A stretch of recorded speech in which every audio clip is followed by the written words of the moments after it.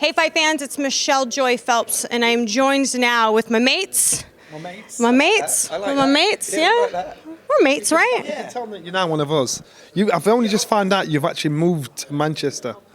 I've just found that out. Moved past that colleague stage. We're now mates.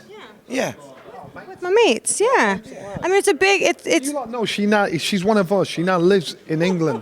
I'm like, since when? Yeah. But don't I'm gonna, what would you call it, a Mancunian? accent. Yeah, Mancunian. Mancunian, yeah, an adopted Mancunian. There you go. Proud. Get Yorkshire accent. They're easy to understand. No, I can't do accents. I can never do accents. I'll never be able to do an English accent. Every time. I do a Londoner. Everyone can do a Londoner. Try. Try. Okay. Well, the last time I tried, someone really took the piss out of this, and I was being serious. All right, mate. How you doing? Ready? I was like, "Hello, mate. How are you?" Stop. Leave it alone. See what I'm saying? You guys hurt my confidence when I do try. Yeah, just leave that as is. All right. I'll stick to my American accent, and y'all stick to yours, okay? I'll do that. That's fine. We'll do that. All right. Well, anyways, we're here. We're close to concluding 2020 with Joshua versus Pulev. To be honest with you, I'm not. I wasn't sure if we were going to see this fight, just because there was so much talks about Joshua and Fury and all of that, and so obviously that fight would trump any other, like a mandatory. So I wasn't quite sure what was going on, but here we are. I just want to get your guys' thoughts on the event overall, and does Pulev have a chance at defeating Anthony Joshua? We now know that Anthony Joshua can be beat. And Bob Arum has had a lot to say about how easy it is to beat Anthony Joshua these days. So just your thoughts on the event. So first of all, like you, I'm surprised we're seeing AJ fight this year. I probably said earlier on in the year, I just can't see he or Tyson Fury fighting this year because of what's happening at the moment, no crowds, and business-wise it doesn't add up. I think the fighters, they want to fight, and they'll probably, like AJ is, not listen to his business people saying, look, I want to get out and fight, which is a good thing. When it comes to the fact of what Bob Arum's saying, he talks cheap. Bob, what is he? Bob's like 100 years old. But what I'm saying is... 89 yesterday. 89, good on him. So what I'm saying is, of course he can say these, and he's saying things to still throw that little hand grenade and let everybody think, why is he saying that? Yes, Anthony Joshua showed he can be beaten. He showed there's a vulnerability. He showed there's a blueprint to beating him. So in doing that, what does that mean? It means he even knows how he can be beaten, so he's adjusting that. I think the loss was the best thing that could have happened to him, because now he knows it can happen. Now he knows what it feels like to have everybody telling you how good or how bad you are. Now his attitude, his hunger has changed, because he'll take that shit personal. From everybody tapping you on the back saying, you're brilliant, you're this, that and the other, the second he lost, I bet he saw such a massive change in people. So I think for moving forward, for this fight, for the Fury fight down the line, it was the best thing that could have happened. Yeah, listen, I was concerned with this fight. When this fight was announced, I was concerned because of what's been going on in the world and with this COVID, etc. You just thought, will we get it over the line? Will they both pass their tests? We know that the undercard, we had a lot of people failing their tests and stuff. Joshua come in yesterday, and I was thinking, please God, because this has been such a mad year. I mean, how concerned are you about the test? Oh, absolutely. Listen, I mean, I was all right because I failed one previously a couple of weeks, and I was asymptomatic. So I was here. I'll come into the bubble for the Derek Chisora Usyk fight. I come into the bubble, done the same thing, got tested, went to the room. 24 hours later, the phone call goes. Big Neil, the security guard, and he says to me, Spence, and now he plays around a little bit. Spence, get your stuff ready, mate. You tested positive, and I'm like, I'm like, go away, Neil, politely. Yeah. No, I didn't say that. So I said, Neil. Oh, Neil, I said, I'm getting ready, mate. I've got a shoot to do, and he's like, no, mate, I'm being serious. He comes up, puts all the stuff outside. Spraying me with fog as I'm walking out the door. It was like proper, but I was asymptomatic, so I thought if I can get it, and I was being so careful, I thought anyone can get it, and I was just like, because of the year that everyone's had, I was concerned the fight wouldn't happen. It is happening. Pulev's been here. Pulev has been unbelievably relaxed. He looks great, by the way. He looks in great shape. And I thought, well, you know what, once AJ comes into the building and reality kicks in a little bit, you know, will that start to get to him? You know, the magnitude of this fight, will it start to get to him emotionally? Will we see a change in him? He's been the same today. The guy's focused. He realises he's 39.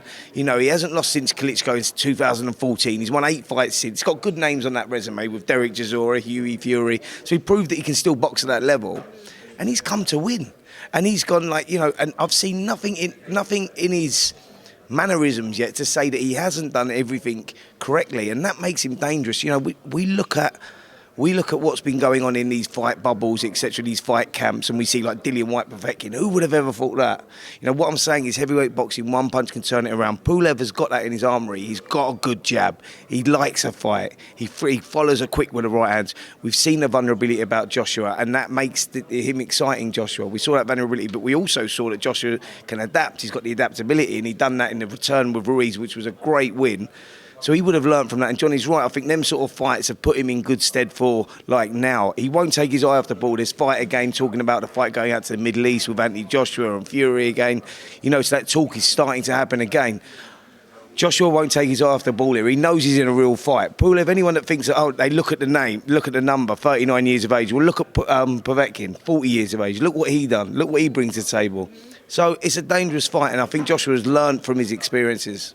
Well, Anthony also said that one of the things that he can't continue to keep doing is putting himself in dangerous fights, especially when he's so close to the mega fight with Tyson Fury. So seeing like now, obviously he has to get through Pulev.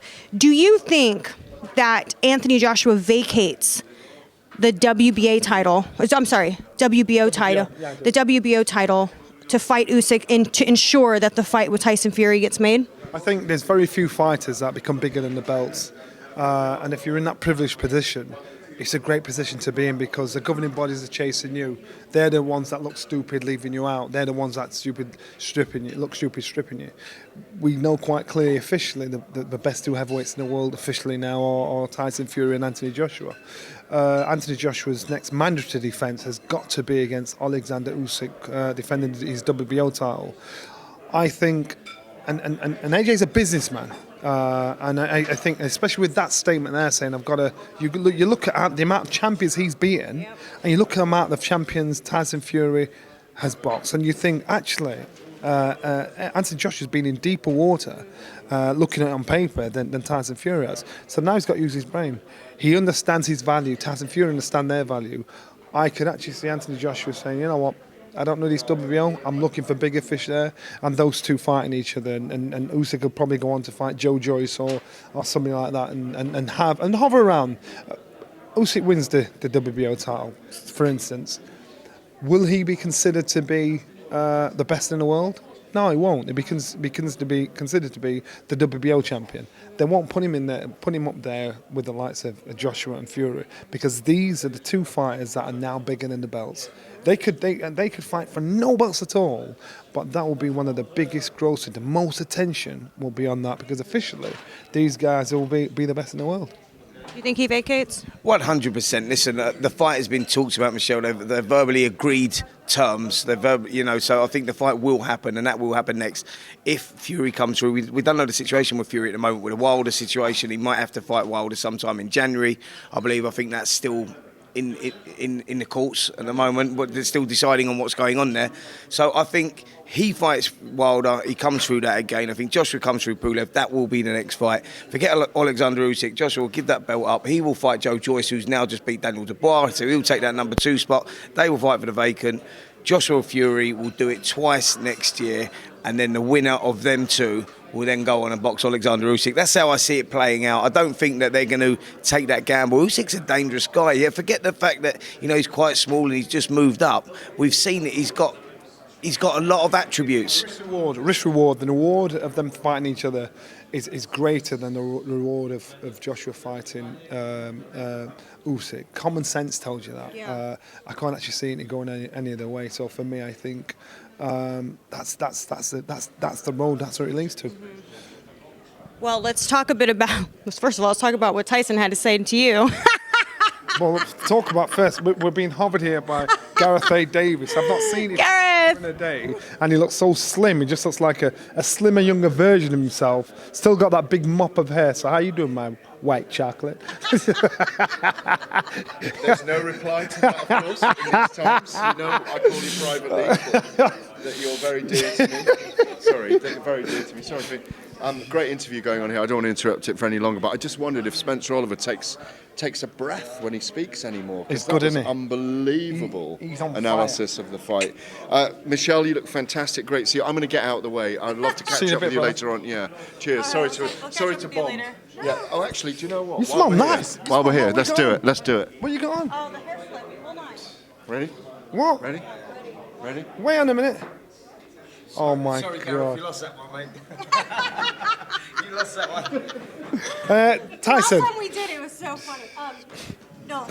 Tyson. Yeah. So as you know, when I sat down with Tice. Oh, yeah. When I sat down with Tice, he, he wasn't pleased. I wasn't pleased. But you know what? The thing is, in our game, if you pick one fighter over another, people got to understand it's nothing personal. It's what you see. It's your opinion.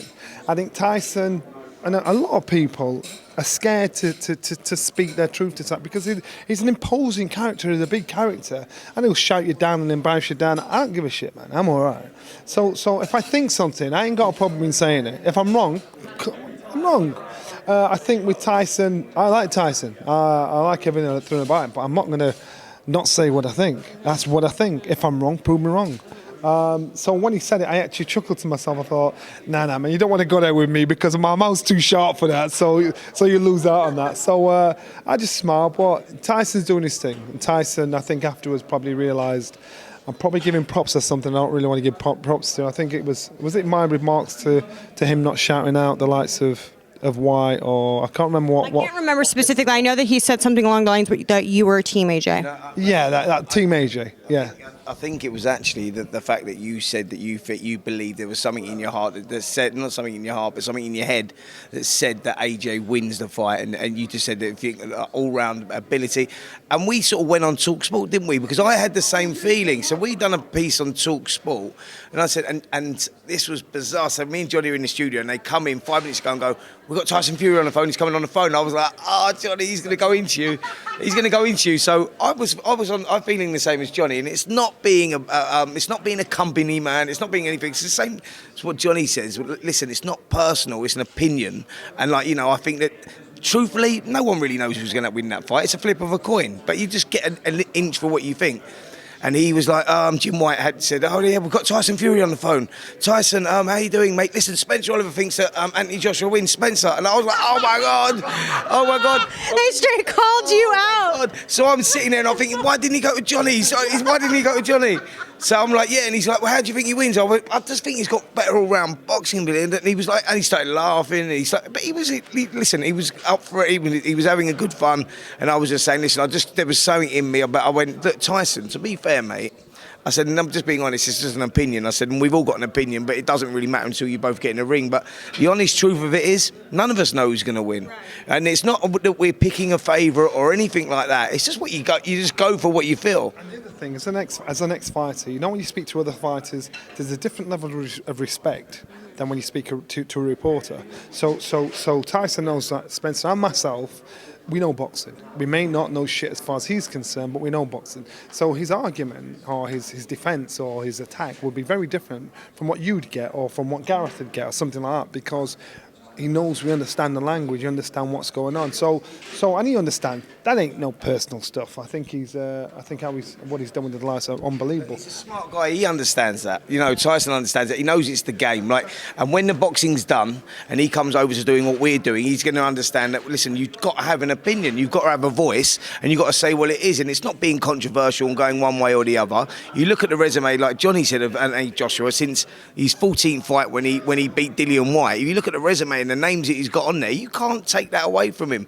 And he's had that loss, which will put him in good stead for this fight, because he's been in deep water, he's been in dark places, etc. So you look at that, and yeah, Fury's done amazing as well, and he took Wilder out and all that. It's what you go for, what you like. In Fury, his dad because his dad can't help but tell the truth. His dad's a great reader of our sport, of the game. Remember when he boxed, when Fury boxed Wilder, his dad was screaming from the rooftop, 7-8 rounds, it's done. They thought his dad was mad. His dad, honestly, he can't lie. So out of everybody, he said, but with the Joshua fight, he said, that's a hard fight. Remember how he called the Wilder fight? He said, that's not going to go. He said, that's a hard fight. He's a clever guy. Enough respect for him because he knows our sport inside out. So no matter, Tyson will say the things that'll get your attention or do whatever, and he does know our sport inside out. But his dad, go to his dad. Listen to what his dad's saying in the build-up to a fight. Listen to what he's saying about certain fighters. He's your giveaway. Well, I think his dad thinks that he whoops his ass. Yeah, okay, but I also. I'm just joking. I'd like to hope so. You'd like to hope so, wouldn't you? Because if your dad's going against you, you got problems. But yeah, no, his dad is he's a great student of the game. His dad reads a fight really well, but he's very honest as well, and he speaks his mind and he says what it is, and he does say that he recognises it's a hard fight. Heavyweight boxing, man, anything happens. They are two of the best in our sport. I want to ask you guys about the recent comments that Anthony Joshua had made towards Tyson Fury, suggesting that he sign with Matchroom and 258 Management and help take his career basically to the next level, like helping him become a superstar. What do you? Back and said, I'm into the fight game. I don't want to be a celebrity superstar. Isn't it safe to say? I know why Joshua done that. But isn't that safe to say that? I mean, Tyson Fury is a superstar, though. Michelle, do you know why he done that? I'll tell you why he done that, because we're starting now. This fight we know is going to happen. Johnny will tell you as an ex-fighter, we're starting now. It's all about the mind game. Johnny, the Ingalls gym are the best at that. They've delivered the best at that. They get inside the fighter's head, so you get the fight won before you get in the ring. Anthony Joshua's done a very smart thing there, because he's gone, right, he said that, come to my management group, 258, blah, blah, blah, we'll make you a superstar. Trying to press the buttons, because when you get a fight of this magnitude, emotions play a big part in the fight. And if you go there and you're emotionally involved in the fight and not switching on to your game plan, is when you get problems. So Fury goes in there and like Josh has done a few weeks, right, I'm going to, leave my boxing, do whatever. Because I said to Tyson on the phone in that Talk Sport interview, I said, what? So he said, why do you think he wins? I said, because I just think emotionally he might get the better of you or whatever. And he went, what? I said, how do you win the fight then? I said, are you going to go and meet him in the centre of the ring from the first bell? And he went, yeah, I am. I went, that's why I think he wins the fight. Because I think if Fury does what he does best outside, frustrating guys, using his height, using his reach, tying the guys up, this is going to be difficult for Joshua. But I just think he might get emotionally involved in it. And I think that's what Joshua's playing on as of now. One of the oldest tricks, I remember when Naz boxed Steve Robinson for the world title. And a great line was, Naz was like saying in the press conference and building up to it, even though Steve was champion, I'm getting paid twice as much as you.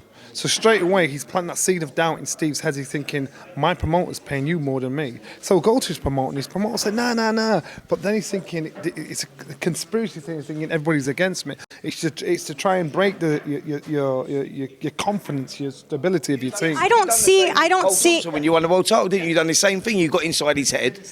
If they hate you, then the game plan's out the window. See, I don't see anyone getting in Tyson Fury's head. I don't see anyone doing that. Tyson Fury's the guy that gets in everyone's head. He's not the one who's... Yeah, but historically in our sport, the game starts now and they try and win the fight or lose the fight before the first bell rings. Fury, we know, is great at that, and he will try and defeat Joshua before he gets in there, so Joshua is emotionally involved. Joshua recognised that because he's a smart kid, and so that's why he's thrown that out there straight away. He thinks, I'll get in there first. I think what's going to happen is when that fight... Well, I don't want to be disrespectful to nobody else right now, but if that fight happens, I could see it bringing out a different side of Anthony Joshua. One of the things that I did say to AJ, one of the last times I interviewed him, I said, I'm starting to see like him come out a bit more. Do you know what I mean? And he was like, well, what are you saying? I'm just like a little chihuahua who doesn't say. I'm like, no, I'm just saying like you don't normally talk, but I can see this being a really intense. His language changed from when he got knocked out against Andy Ruiz. First time you ever hear him swear on camera, he swears. First time, and he's thinking, how comes Tyson can act the way he's acting, Wilder can act the way he's acting, Wyatt can act the way he's acting. I'm doing it straight, but these guys are still getting the props, getting the respect. So he's thinking, well, you know what? Because away from camera, he's a lad. He's like everybody else. So now, when it comes to that, he can just be himself. He needs to be his raw self, because if he's anything else, then he loses. He needs to be his raw self and fight dirty. If he's got to fight dirty, he's got to be prepared for anything. If he's got to do that, that's the best way he wins. Johnny, people relate more to someone who is authentically who they are, because I think that's one of the biggest selling points for. Authentically a polite man, and that's what you're seeing. But we also see him being very politically correct, and I think that's something that people don't relate to all the time. Well, I think what you're saying is, Michelle, is we live in a world today where people respect people being themselves and saying what they feel. Whereas Joshua, you know, in the past we've seen Joshua's very sort of like, he's been very PC and sort of scripted in what he says, and you know he is, because we know Joshua off the cameras, and we know what he's like, and we all know what he talks like, and then when you see him, like, it was a little bit like, you know, like even like Naz back in your day, when the different people in front of a camera when they are off. Like Naz was more like free going and just said what he wanted and sold a fight like that, but he does that like that, Josh. And I think Josh was starting to relax more in front of the media and be more himself. I think people are appreciating that. I don't think he's not being himself. He's just showing his polite, the polite version of himself. It's how you speak. Yeah, I don't mean that disrespectfully. Your mom. It's how you speak in front of your auntie, your kids, or whatever. He's showing that version of himself. The other version, you poke him enough, you'll see that side of him. I've seen it many times when we've done The Gloves Are Off. You poke him enough, there, he's coming out. And that's what I think is going to happen with Tyson Fury. He's going to do that. He's going to poke the bear. I do think verbally, especially if you had to do something like Gloves Are Off, I think I can imagine Tyson Fury getting the better of him verbally.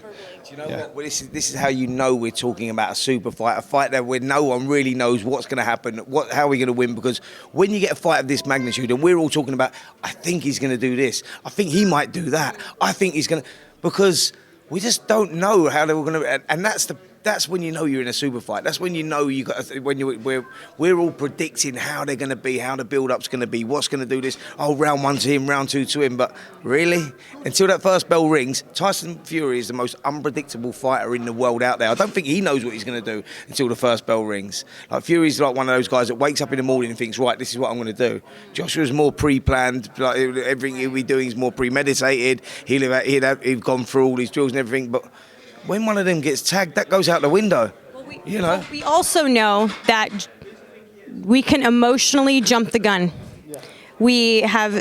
We saw, all of us were guilty of doing it when Anthony Joshua was about to fight Andy Ruiz. We were all talking about the Wilder fight. Anything can happen. We know that Pulev's coming this weekend because this may be the very last opportunity for him to win a world title. He's 39, and his father had a prophecy for him. He wanted a son because he wanted his son to grow up to be a world champion. So he feels this. He's been doing that since 2007 with his father. He done an interview with us yesterday, actually, him and his brother, and he said, "This is all about my dad." Yeah. We took up this sport because my dad wanted us to become world champions. He's got that extra little drive, and do you know what, Michelle? In a fight like this, that does come into play. Remember Darren Barker when he went down against against Daniel Gill. He went down and he saw his brother. What I'm saying is that emotions play a big part. Yeah. And he's been talking about that a lot this week. That's a good point.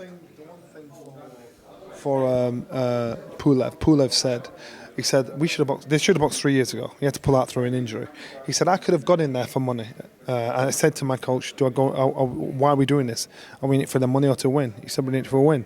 So that's when he said, I'm out, I'm pulling out. He's probably getting paid not even a third of what he would have got paid then now.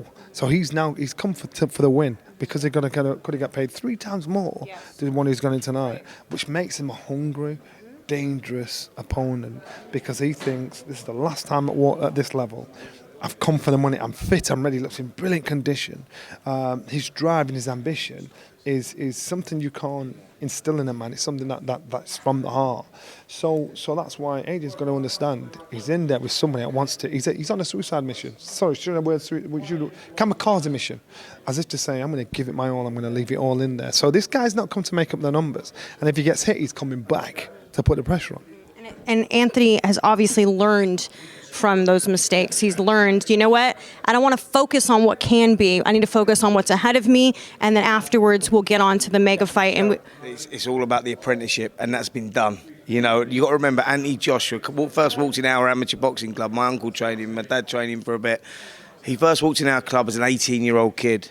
by the time he was 20, 21, something like that, he was Olympic champion, world silver medalist. He turned pro. So from the time he first walked into the gym until we won in one world title was like 8 years or something. So by the time he became world champion, he was still a raw novice. He was still a raw novice, but people didn't recognise that. It was his sheer talent, natural talent that got him where he was. But what you can't buy is experience. So he went there with Klitschko, you know, where he tasted the floor, and then he got knocked out by Andy Ruiz Jr. because he took his eye off the ball.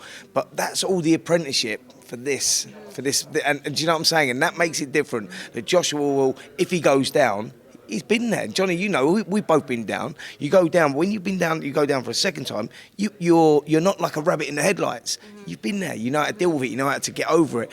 That will stand Joshua in good stead because there will be a lot of dramas. This is not a foregone conclusion either way.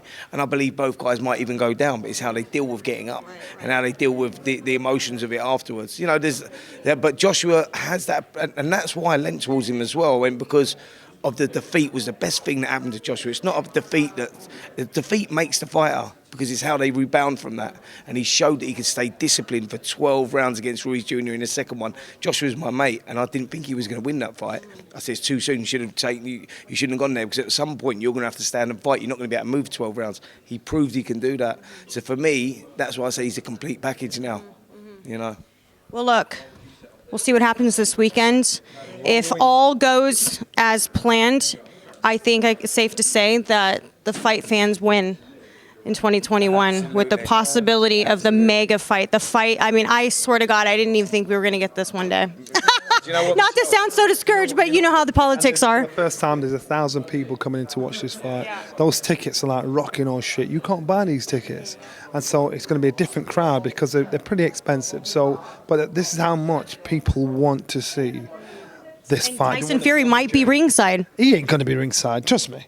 Why would, unless it was Simon Cena delivered, why would he turn up to promote AJ's fight? Well, today that with Tyson Fury, I heard something going around today that Tyson Fury said, why would I come to this fight? Does he come to my fights?